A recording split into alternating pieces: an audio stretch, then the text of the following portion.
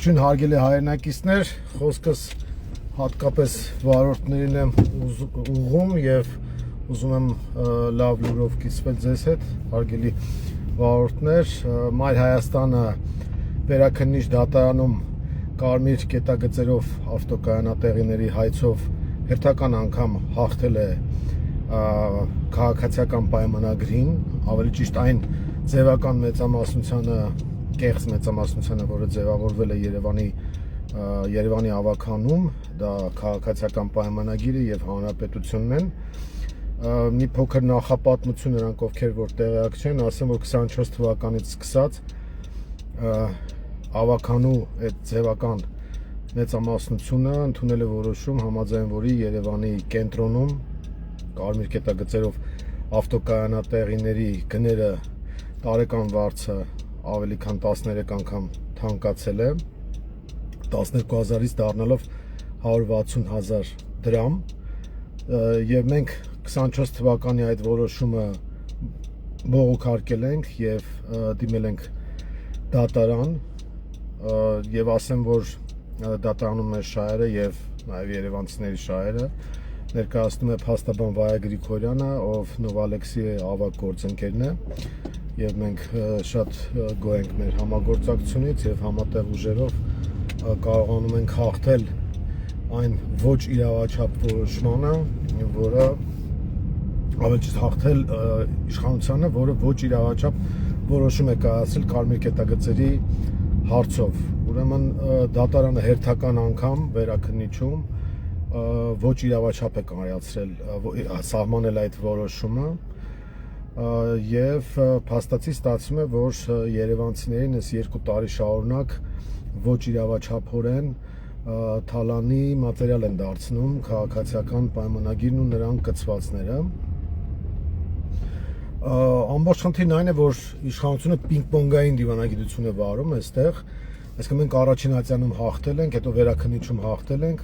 խոսքը օրինակ 24-ին էլ է վերաբերում եւ 25-ի որոշմանն էլ է վերաբերում, հետո վճռաբեկում ենք հաղթել, հետո նրանք ասում են, որ մենք ինչ-որ սխալ փաստաթուղթ ենք ներկայացրել, ուզում ենք վերանայել այդ որոշումը եւ ըստ այդմ դիմել են դատարան, որպեսզի բողոքարկեն եւ ստացվում է, որ այդ որոշումը, որը ի օգուտ քաղաքացիների է եւ Մայր Հայաստանի հայցը, որը իր օգուտ քաղաքացիների է, չի մտնում ուժի մեջ այն պատճառով, որ քաղաքացիական պայմանագիրը եւ կոնկրետ Երևանի իշխանությունը այսպես պինգ-պոնգային քաղաքականությամբ անընդհատ ինչ-որ նոր վճռաբեկ բողոք է բերում, նոր հայց է ներկայացնում, բողոքարկում է եւ այլն, մի խոսքով ամեն ինչ անում են, որպեսզի այդ որոշումը ուժի մեջ չմտնի։ Հիմա կոնկրետ 25 թվականի մասով շատ հետաքրքիր է, որ ավելի շուտ է որոշումը կայացվել վերաքննիչի, քան 24 թվականի մասով եւ 25 թվականի մասով հիմա կրկին վերաքննիչը ուժի մեջ է թողել այն որոշումը, համաձայն որի կարմիր կետագծերով ավտոկայանատեղիների թանկացումը հիմնավոր չէ եւ իրավաչափ չէ։ Հիմա այստեղից ինչ հետևություն եւ ինչ հնարավորություն կա։ Իհարկե մենք հետեւողական ենք լինելու եւ եթե ենթադրյալ բողոքը ներկայացվի վճռաբեկ, մենք ընտեղել ենք պաշտպանելու քաղաքացիների շահերը, իսկ վերջնական առումով, եթե արդեն ամբողջական ուժի մեջ կարողացանք մտցնել այդ որոշումը, քաղաքացիները արդեն ելնելով այդ որոշումից կարող են անհատական հայցեր ներկայացնել դատարան եւ պահանջել իրենց գումարները, որոնք մեծ չափով վճարվել են։ Սա սպասվում է դեռ վերջնական ուժի մեջ մտնելուց հետո, իսկ հիմա կոնկրետ քաղաքական մասով ասեմ, որ կա հնարավորություն 26 թվականի համար դա թույլ չտալ, սա արդեն ավականու առաջիկա նիստի մարտավարության մեջ է մտնելու եւ Մայր Հայաստանը փորձելու է կոնսոլիդացնել բոլոր նրանց, ովքեր որ իրենց ներկայացնում են որպես ընդդիմություն։ Հիմա հնարավորություն կա, օրինակ բոյկոտելով, չքվեարկելով, տապալել կարմիր կետագծերը թանկացնելու, այդ ավտոկայանատեղիների գները թանկացնելու որոշումը։ Այս առումով առաջիկա նիստը Երևանի ավականու շատ հետաքրքիր է լինելու եւ մենք կարծում ենք, որ կա հնարավորություն քաղաքացիների շահերը պաշտպանելու։ Եվս մեկ անգամ ուզում եմ շնորհավորել բոլոր վարորդներին,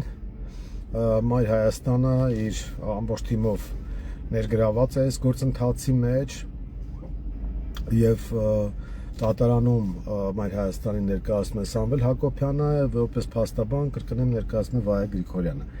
Իսկ մեր ամբողջ թիմը ներգրաված է գործընթացի մեջ, որպեսզի մենք կարողանանք ի վերջո կյանքի կոչել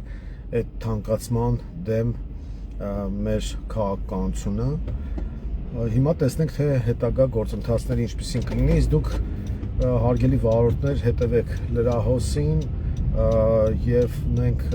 ժամանակի ընթացքում ձեզ կտեղեկացնենք, թե ինչ զարգացումներ կան